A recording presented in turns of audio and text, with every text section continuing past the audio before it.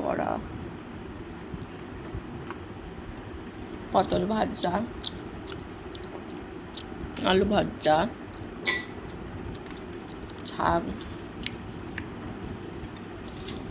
ঝোল নেবো না, ডাল নেবো, আর লঙ্কা থাকলে দাও তো, ডাল, আলুর ঝোল।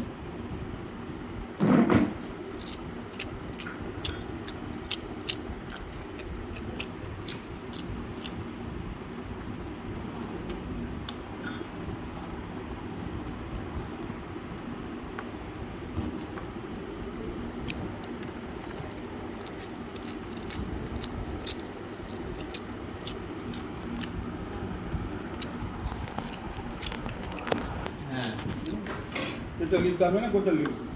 হ্যাঁ গোটাই নেব।